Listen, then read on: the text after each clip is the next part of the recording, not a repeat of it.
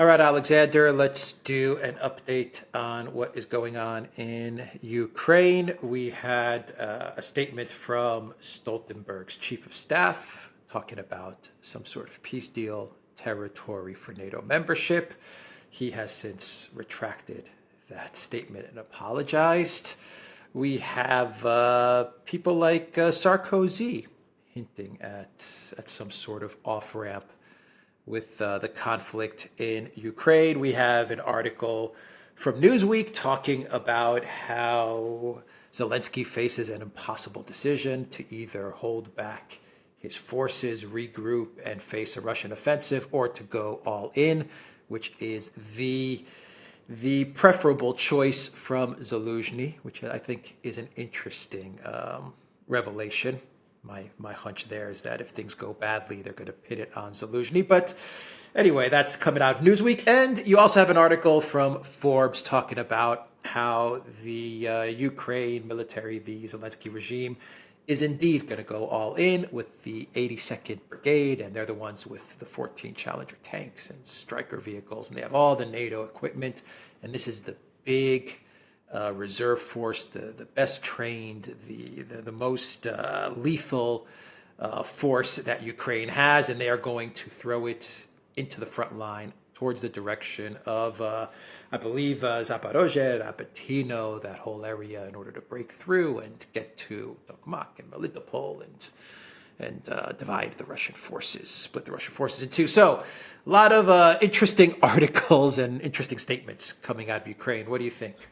Right. Well, I think an awful lot is going on, and I think we're seeing preparations now for the big, retreat. I don't mean the retreat by Ukraine on the battlefronts. In fact, I think you're absolutely right. I think they're going to try on the battlefronts to double down and triple down on their offensive, and they're going to launch this brigade, the 82nd Brigade, which, by the way, as I understand it, is their last important reserve brigade, but it's the one with the challenge. That's what Forbes says. That's what Forbes says. It's David Axe, who's pretty well informed and a fervent supporter of Ukraine, by the way. So, I think this is probably what they're going to do. But I don't think anybody any longer, at least in the West, or even within the government of Ukraine, seriously believes that this is going to work and is going to change the dynamics, the underlying dynamics on the battlefield. Apparently, and again, this is, what the reports are telling us, this brigade, the 82nd Brigade, numbers 2,000 men. Now, that is not a huge force to break through all the way to the Sea of Azov. It's not going to be enough if it is indeed the last reserve. It's the last thing that they have to throw in. And yes, they have the Strykers, and yes, they have the Challengers, but why are they going to succeed where the Leopard 2s and the Bradleys have failed? It doesn't seem logical to me. They might be able to capture this village, Rabotina, which they've been trying to capture now for 2.5 months. But if they capture Rabotina, what then? They've still got the big fortified lines ahead of them. So, I think this is probably the last throw, but I think it is what they're going to do. And I think you're absolutely correct, by the way. All the indications are that Zelensky is manoeuvring to pin the debacle on Zelensky. And there's again rumours that the defence minister, Reznikov, is also for the axe as well. Apparently there's talk of giving him a position as an ambassadorship in some place or other. But anyway, blame it all on Zelensky, blame it all on Reznikov, bring other people in, try to keep the show on the road in some way. And bear in mind, of course, that Newsweek, they're talking about going on the defensive, but the point is that they acknowledge that there is a massive Russian offensive in preparation, perhaps for the spring. So that's the real thing that I think they're worrying about. But this is all events on the battlefronts, and we've spent a lot of time discussing the events on the battlefronts. There's more attempts today. today being the 17th of August, by the way, to capture Rabotina. It's all failed. They failed to break through on the Vremivka salient area. They've been pushed back in the Bakhmut area. They've lost ground there. The 82nd Brigade will be thrown in, but I don't think anybody any longer expects this offensive is going to succeed. The big story is all this talk now about diplomatic moves to try to end the war. And I think let's talk first of all about Jensen. This is Stoltenberg's chief of staff who made those comments in a talk show. And he's apologized, as you correctly said. He says that this is all about, swapping territory for peace and then joining NATO. He says, Ukraine might need to think about doing that. He then has apologized for that. He then says he made a mistake. If you read his words very carefully, what he's saying is, it's not a mistake to suggest this as a potential way forward.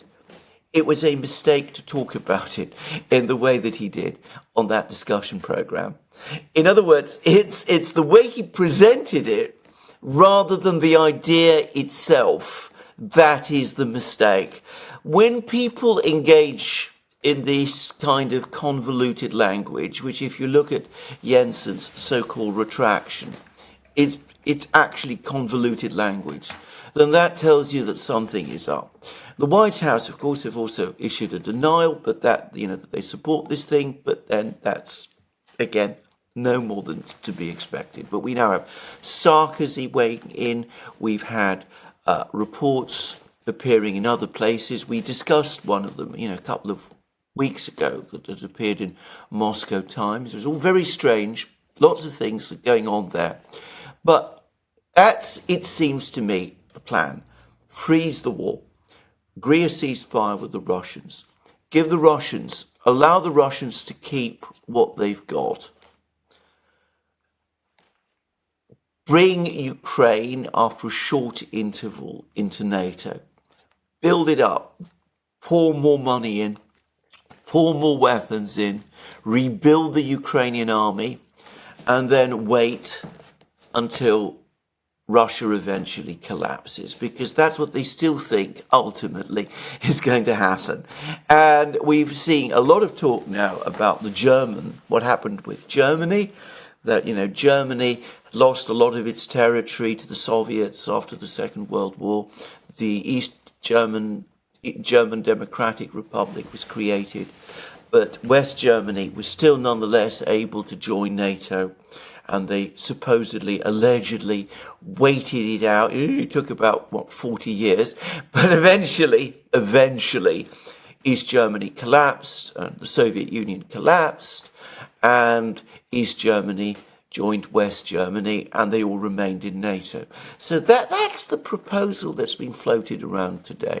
And you can sense that those discussions are underway now.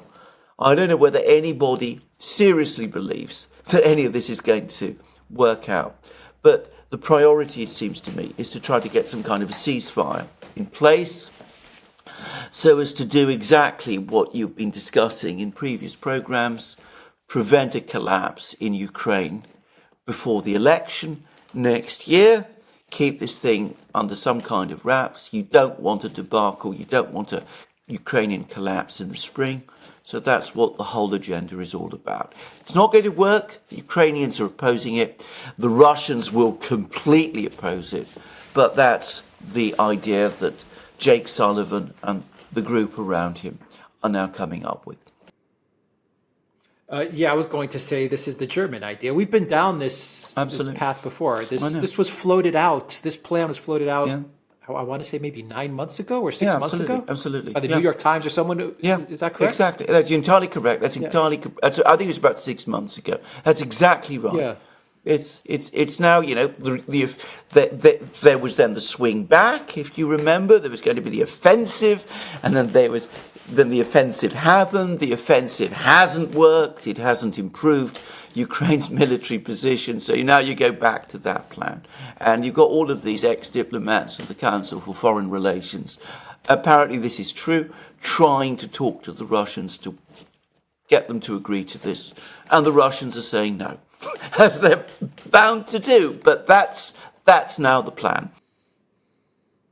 The West Germany plan. The West Germany plan. Yeah. Exactly, the West Germany plan. Yeah, and why do they believe that Russia's going to collapse? Are we back to this ruble at $100 dollar thing, or what's the reasoning behind Russia's collapse? Because even Insider, which may not be the most reliable publication, but they cited a U.S. bank report, which claims that Russia is getting wealthier and the West is getting poorer. That's pretty much what the report said. So what are they basing this collapse on? Putin's popularity is at 80-something%. Yeah. The economy is humming along. You have this ruble fall, but you've explained this a dozen times as to why this is happening. Russia doesn't seem to be worried about this. I was in Russia, and I didn't see people worried about the ruble to dollar exchange, because Russia doesn't use, they can't use dollars or euros. Exactly. I mean, what do they care? I mean, what is this based on? I mean, that is an extremely good point, actually, by the way, before we proceed. I mean, this is an anachronistic issue. I mean, the ruble, dollar, ruble, euro exchange rate is irrelevant for most Russians now, because Russia doesn't trade in ruble, in dollars. I mean, this is no longer an issue anymore. But anyway, let's proceed. Well, what do they base this on? They base it on nothing except hope. The thing to understand is that you're never going to get anywhere in the EU, in Washington or whatever, by coming along and saying that, Putin is stronger than ever, Russia is getting stronger, getting richer. You can't, even if you know that privately, you can't say it. If you did, they'd eat you alive. So nobody says it. So everybody goes around pretending that sooner or later Russia will collapse. They come up with the endless things, Prigozhin, there was the Prigozhin affair. You remember when the Prigozhin affair happened, you actually said this. I remember this, the very first video we did about the Prigozhin affair. You said they will seize on this to say that if we just keep going long enough, Russia is unstable, Prigozhin affair proves it, Russia will collapse. And that is exactly what they're doing. So they're talking like this. Now, what they all privately think at the back of their minds is another matter completely. Their concern is not what's going to happen in 5 years' time, in 10 years' time, in 20 years' time. Remember, German reunification took 40 years before it took place. They're not interested in that. Their concern is next year, November 2024, they have that election to win. So they don't want a debacle. They don't want a collapse in Ukraine before the election. So they come up with all of these plans. The excuse is, well, this is not forever. Eventually, Russia will collapse. Putin will go. Ukraine will get back its territories. But in the meantime, we're able to build it up, and we're able to do it inside NATO. So we have actually won. Eventually, we're going to win even more. That's the spin. You've said it again many times. These people are all ultimately about spin. This is what it's all about at the end of the day. Whether they don't really believe that any of this is going to happen, but that's not their concern. Winning the election is. So Sarkozy said something very interesting in his statement about trying to find an off-ramp for Ukraine, which is essentially what he was talking about. He showed, I'm not a fan of Sarkozy. I'm not a fan of what he did to the world, specifically to Libya. But he was talking about an off-ramp to this conflict and basically admitting that that the collective West has lost. That was pretty much what he was saying in his statement. But he said that Europe's interests do not align, in this instance, do not align with the US's interests. Yes. And that's true. You know, Biden has an election, November 2024, but Europe doesn't have an election in 2024. The EU doesn't have a 2024 election. Poland has one in October. I believe Slovakia has one this week or next week, if my memory serves me correct. I mean, this is not in Europe's interest to drag this out for a year and a half, because Europe is becoming hollowed out. It's Absolutely. getting deindustrialized. Germany is the best case of this. Yes. So why do they go along with this? Why does the EU go along with this? What do they care about the US elections in 2024? What do they care about Biden? Well, you're completely right. And of course, Sarkozy is completely right. Now, just to talk about Sarkozy, I'm pretty sure that when he's making these statements, he is now positioning himself in France for a next presidential run. He's going to pose as the Democratic candidate against the terrible Marine Le Pen, and he's going to be the person who's going to take over. And he's also posing as the realist. He says, look, I mean, this Macron policy has been a complete disaster. We've hitched ourselves to the Germans. We've hitched ourselves to the Americans. The point has now come where we should break away in the interests of France, but also in the interests of Europe. And I'm the man to do it. Don't, let Le Pen come in and make things even more complicated than they already are. So I think that's what Sarkozy is up to. Whether as president of France he would actually deliver on any of these things, that's another matter, and we don't need to get sidetracked on any of that, because to be frank, I don't think Sarkozy has any chance of getting re-elected as president of France. Again, for all kinds of reasons which we can put aside for another day. But you're absolutely correct. And so is Sarkozy. Why are they doing this to themselves? Why are they letting Europe be obliterated economically the way it is? Why are they Germany is now in recession. The Netherlands is now in recession. Britain is teetering on the brink of recession. We have stagnation, at the very least in Britain. And in practical realities, you live in Britain, you can see that we are in recession. Living standards are falling across Europe. Deindustrialization is taking hold. Why do they continue to do this? The reason they are doing this is because there are still very, very powerful people in Europe, in the European Commission, in the EU bureaucracy, in some of the governments, for whom this project continues to serve their own interests. You're talking about the EU. They have used the Ukrainian crisis to extend their power even more over the sovereign states. So the EU now effectively controls energy policy, it controls financial policy, it controls all kinds of things which it didn't control previously. So the EU bureaucracy has done very well out of this crisis. Some of the people in the various EU states who rely on the EU for support, they're doing very well as well. So they have no interests in breaking with this policy because it has worked for them. It might not be working for Europe, but it has worked for them. And of course, vicariously, even if Europe is being smashed as a result of all of this, it's always agreeable to think that you're involved in some kind of joint enterprise with a superpower, which is, of course, the United States. And never, ever forget there's a financial motive as well, because, of course, there's going to be arms sales to Europe. There's going to be more jobs in the EU bureaucracy, in the NATO bureaucracy. They want to expand NATO. They want to do all of these things. And as you've said so many times, in these kind of situations, follow the money. So what is in the interests of the political class may not be in the interests of Europe, where it is the political class which is in control.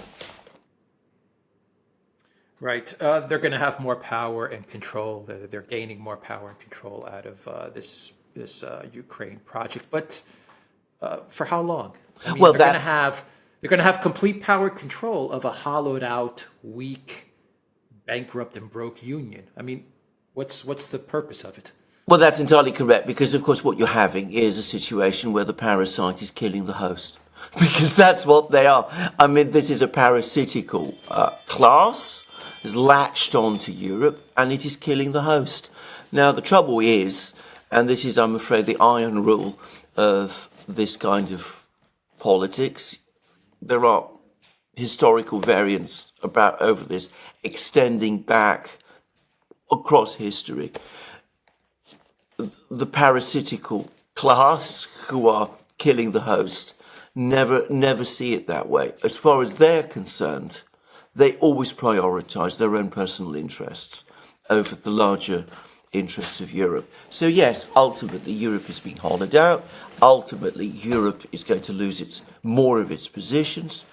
What they will always say in response to that is that the answer to these problems is more Europe, not less, and they will demand even more integration and even more control as a solution to the very problems that they are creating. So that is the iron law, I'm sorry to say, of this. Eventually, of course, there will be either a pushback or some kind of collapse, but that's going to be, or at least they think, sometime in the future. It's not going to affect them directly. That is their assumption. Yeah, I think that's the sad part to all of this, just to wrap up the video, is that you still have a significant portion of the European population, the EU citizenry, if you can call it that, that is still in favor of more Europe. They believe that Europe is indeed the solution to all of these problems, which the European Union has created. They create the problems, they provide the apparent solution, and people actually buy into that. And what you get is more problems, though. So I mean, yes, that's the sad part, is that maybe enough people aren't waking up to the reality of who's behind all of this misery, and they're not waking up fast enough. Well, exactly. This is indeed the problem, and of course you have. I mean, the other thing is, I mean, they control still the media. They are very, very aggressive in their rhetoric. That anybody who speaks out about this is classified as some kind of populist extremist. You already see moves which you've covered in one of your programs on your channel about, the banning of the AfD in Germany, and all this is justified on the basis that, of course, the EU is protecting democracy, when, of course, on any objective analysis, it is doing the opposite. Now, before we finish, I think one point you talked about this with Thierry Baudet as well. But absolutely, with a long program about this. It's a very long program about this. But of course, he, in return, gets criticised. He's called all kinds of things in the Netherlands, and people believe it. And there's a lot of people who go along with this because they hear all of these things. I mean, if you actually listen to him, he is a European libertarian. I mean, that's his political views. But that is not the way he is presented to most people in the Netherlands or across Europe. They represent him as being the diametric opposite of that, as a sort of right-wing, authoritarian populist, which, of course, he's not. Anyway, that's all I wanted to say about this. But coming back to these plans, for freezing the conflict, bringing Ukraine into NATO, doing all of these things, it's not going to work anyway, because, of course, the Russians will never agree to this. This is what makes this whole thing so completely unreal.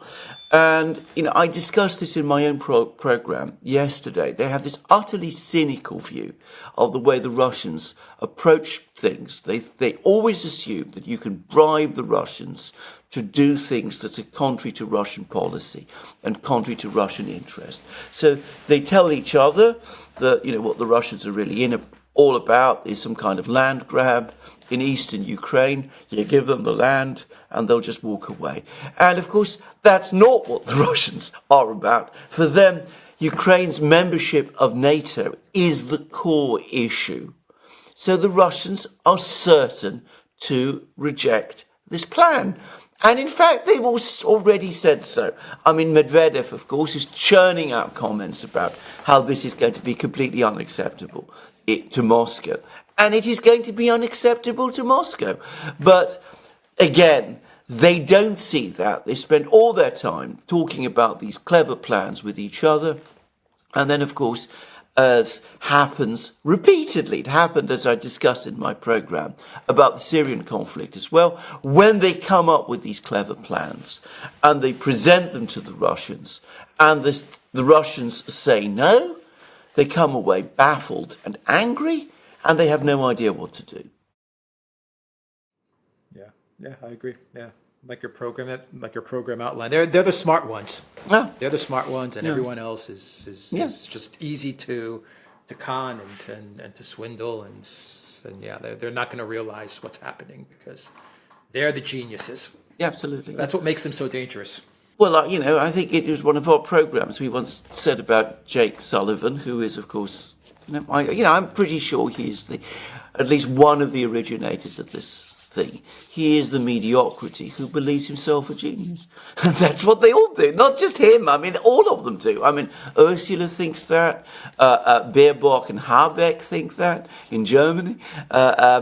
Johnson used to think that in London. They all think like this. And of course, they're not geniuses. I mean, that's a fundamental mistake. They might be clever in a kind of way, but the Russians are not stupid. And that's the one thing they just can't seem to get round their minds. The Russians aren't stupid. They can see what they're about. In fact, it's obvious what they're about. And beyond that, the Russians are not the cynics about their own security that people in the West continuously imagine them to be. Yeah. I find it so, just a final point, it's so hard to believe that you can sit across a table with Lavrov, for example, and believe that you can outsmart that man. It's just an example, it's, how can you think that? I mean, I've never met him in person or anything, but I listen to his speeches. I listen to what he has to say, and I understand that the guy is very, very, very intelligent. Yes. I mean, why would you believe that you can sit at a table across from him and get him to agree to this West Germany plan, for example? I mean, it's so bizarre. It is utterly bizarre. But again, look at examples. Liz Truss meeting with Lavrov. Josep Borrell meeting with Lavrov. I mean, what they thought they would do is something like that. And of course, they came away, absolutely, steamrolled over.